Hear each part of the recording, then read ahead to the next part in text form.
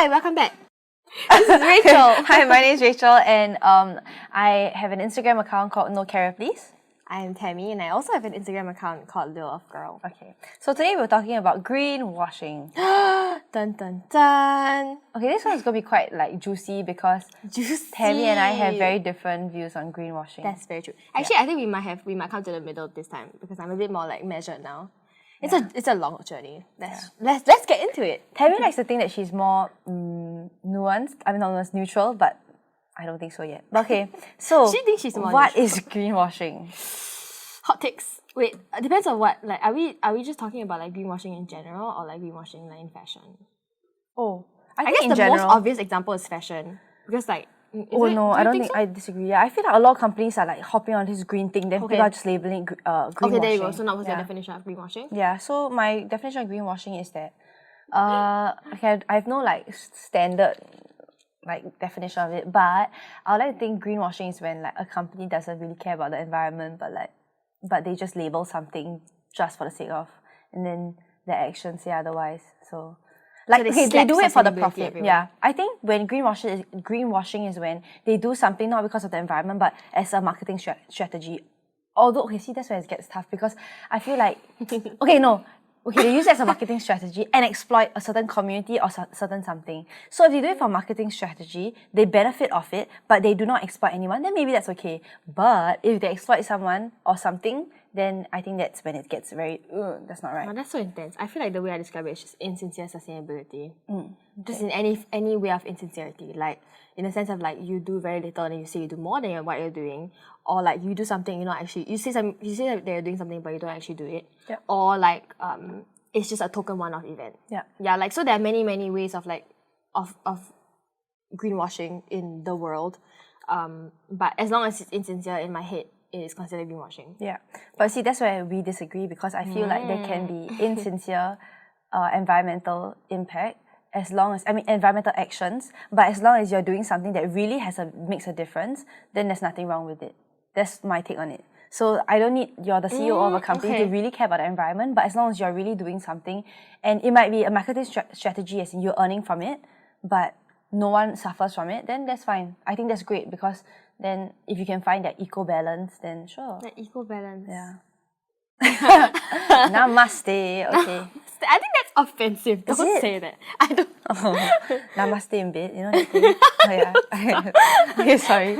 Okay, so I agree with that. I guess. There can be, I think, benefits that come out of greenwashing sometimes. Okay, so something that I think is very contentious, but I will say it, is that like sometimes this greenwashing can be good because that makes it a trend, and sometimes while a trend is not very good, like at least more people hop on it and at least more companies are pressured to do something or speak about it. And overall, that might not be great, but at least it gets us somewhere. You know what I mean? And I think I struggled for a very long time because I couldn't come to terms with that. But now I see that maybe that makes sense. Definitely our ideal world is that everyone just like is like sincere about sustainability. Yeah, they hold hands and they'll sing. Matata things, but like, no. Okay, why are you being so? That's not right. Is that from Lion King? I guess Hakuna Matata is fine. But yeah, ideally, in an ideal world, we would just all be sustainable and like, fast fashion companies will just die. They'll just stop producing so many collections, or like companies will just stop using plastic, or like they will just start taking back like packaging and like recycling it and stuff like that, But we are very far from that. Yeah. And big companies, like our companies in general, will just take forever to do anything because bureaucracy. So like Because bureaucracy. yeah, so I think it's really, you have to look at it from a very measured perspective. Yeah. Like a very balanced perspective.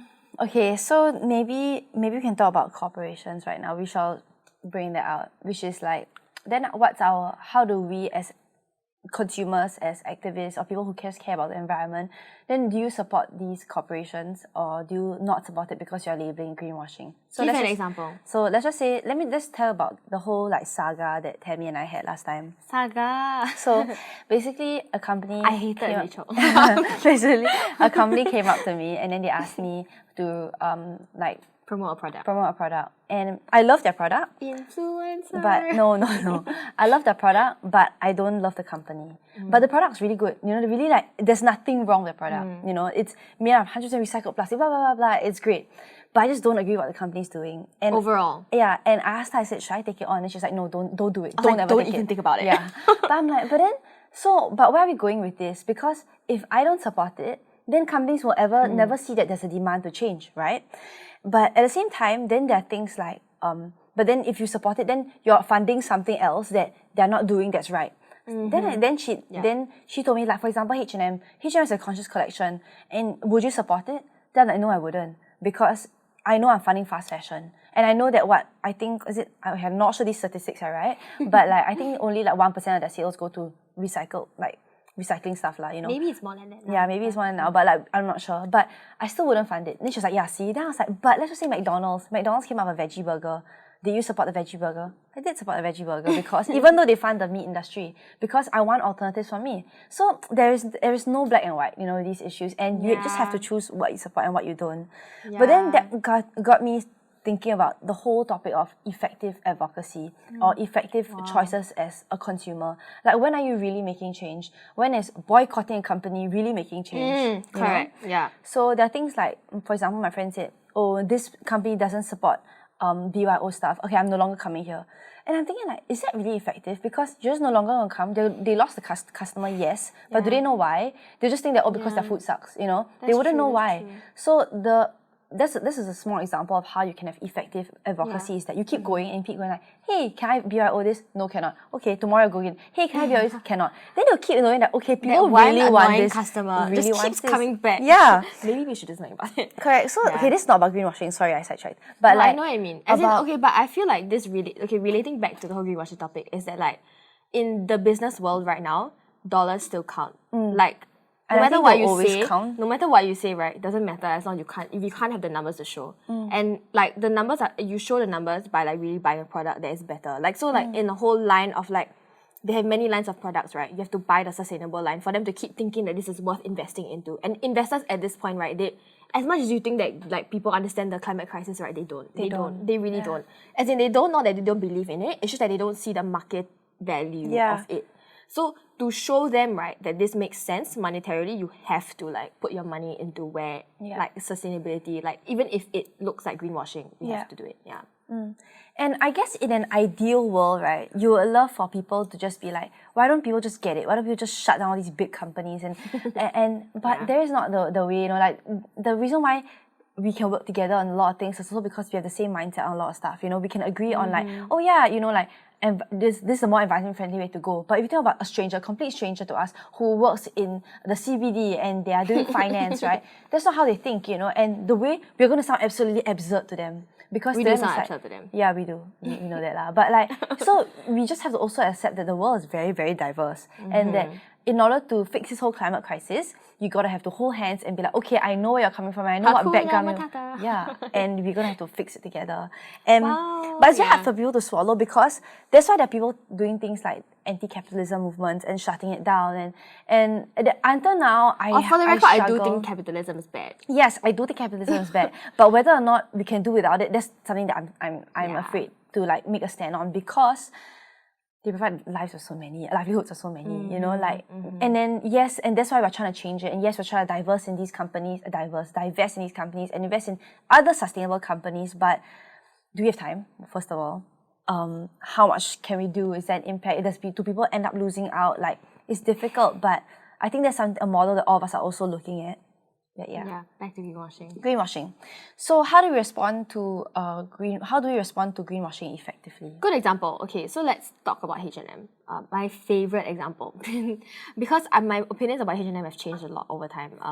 But so let's just take a look at what they've been doing, right? So H&M in general, fast fashion company, they produce a lot of collections. They still produce a lot of collections, but they've come out with, I think, at least like 8 conscious collections already, which is not entirely conscious actually. Like, so some of their shirts, for example, I think is partly recycled, and then like it's also, they include some virgin materials. Yep. So to me, like, that's still like not 100% conscious. Also, they have things but like, virgin materials made organically and sustainably. maybe. But then they also have this whole take back recycling system where it has been revealed that like actually like when they take back all these clothes, like they just dump it or something like that. Only 1% gets recycled from there. Yeah, or the fact is that like clothing recycling is very difficult lah. So like, are they really recycling? So there's a lot of like moving parts to this whole thing, like about H&M, and like I have heard, like I mean they have come up with a lot of like innovations and like like pineapple fibers, pineapple leathers and stuff like that, and like citrus fibers, things like that. But at the same time, they also don't pay their workers a living wage. So like, how do you view a company like that? Yeah, correct. Oh, is that a question to me? Yes. Is it greenwashing? For one. Yes, to me that's hands down greenwashing. Like I feel you like heard it first here, folks. I feel like I've ever met the sustainable person. Sustainability head. Ooh. Yeah, and for the record, right, it's not a personal attack because I feel that people in these brands, right, are very, very necessary for the company and they genuinely care. Like, just because a company is bad and doing so many bad things about the environmental doesn't mean that stuff, the sustainability head is like they don't care. I feel like it's a major struggle because these companies are bureaucratic. You know, they are really trying to make change. So people in there, especially in the sustainability department, they do care. But it's just whether or not they can make that change as that small fry in a big corporation. You know, and they're up against like the CEO there. Correct. Who are by very, the way, makes a lot of money and is probably like does not understand the concept. Well, not doesn't understand, but like, cannot see it. Yeah, so I feel like that's the thing, like, it's very difficult for them because they're trying to push for all these things. And that's why, okay, sorry, my thoughts are everywhere. But let me answer your question first about whether I think that's greenwashing. Yes, H&M, I think it's hands down greenwashing, but I do think that they're really trying, but they gotta try harder. So things like, just because you're making this one collection conscious, then how are the rest of your products? So are most of your products, are they made out of recycled materials? Are they made out of this?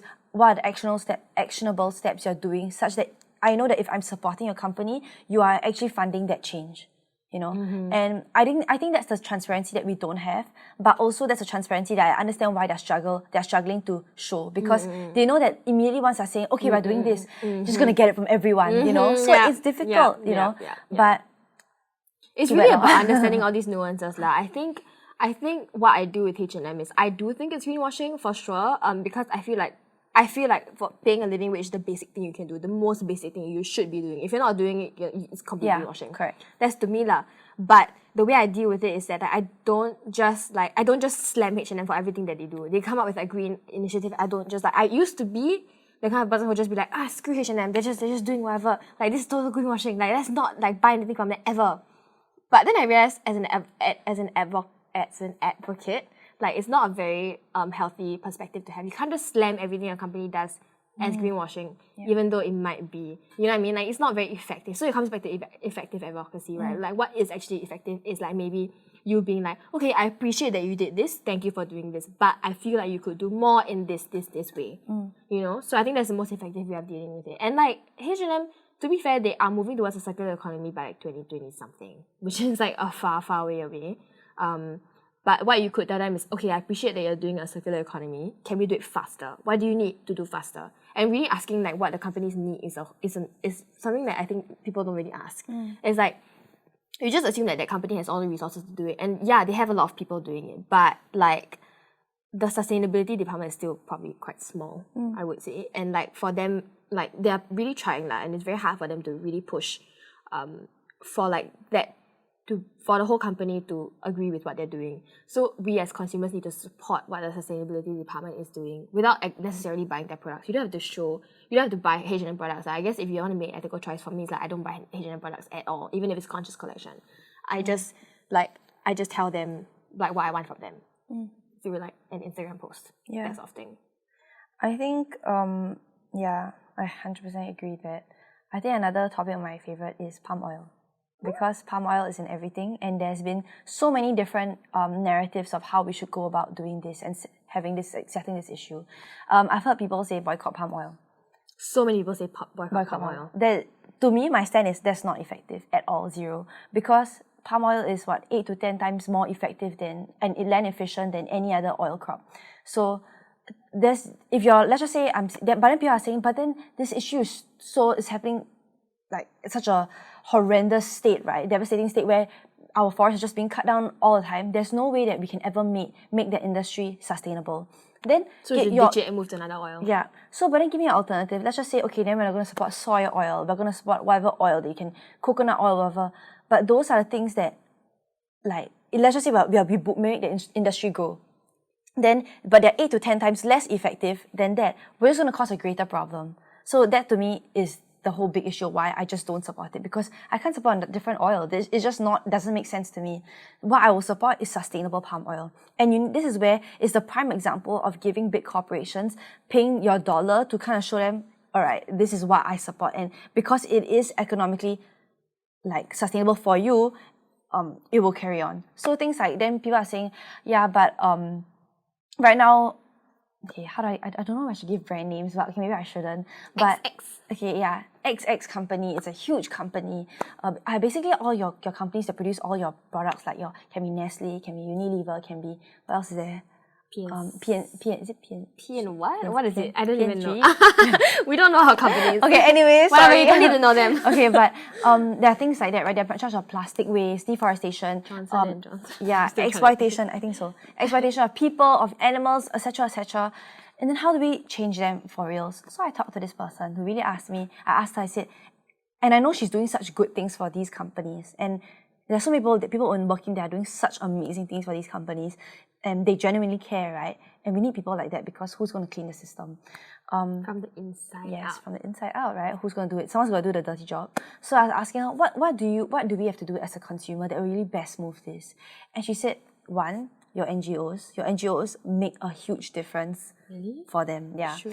Because your NGOs are the ones that they are making these statements and churning out these videos, these horrible videos of threatening these companies. Okay, like scandals, Yes, you know? yeah. And Make more scandalous videos. correct. Expose Obviously, them. but at the same time, I think any company would like to be congratulated for the things that they're doing. Also to sustain the people that are working in there, that are really fighting for this cause. That's true. You forget that they're actually humans behind the corporations. Correct. Like in that sustainability department, there are actual humans there. Who care, especially who care. Like I know people who work in those sad, and they I feel genuinely bad care for them. so much, you know. But whenever they produce something, Everyone's they're like, oh my god, you're terrible! You suck, greenwashing. And like imagine if you were working in the sustainability department, I would just die. care, you know. And I think that's so hard. So to me, I think there are many ways you can go about like trying to clean the system. Is that one, your NGOs are important. So find your NGOs, like sign petitions, whatever you can sign, write into these companies who are producing so many horrible things, and say what you like about their product and what you don't like about the other products. What do you think they can do better? Yeah, I think that's very, very important. Also, a lot of these companies are being more transparent with their production. So they're churning out transparency reports of things that already suck, and they know they suck, and they're out there ready for the bashing. And I think that there's a point in that. So now that they've put it out there, go look through all these things, go comment about it, and tell them what you like and what you don't like, what you think can go about. Go learn about these things. I think that as a consumer, or someone who just genuinely cares a little bit, right? It's very good at just reading all these things on Instagram, like, oh yeah, or having these one-liner facts that will scare everybody. But I think the one thing that we need to do is attend talks. I know a lot of these companies, WWF has a lot of talks, and find ways to attend these things so you know insider information of actually what do they do. And then they always open up to Q&A, then ask questions as a consumer who doesn't know anything about it, what actually works. So yeah, I think, how do I respond to greenwashing? Whatever I just said.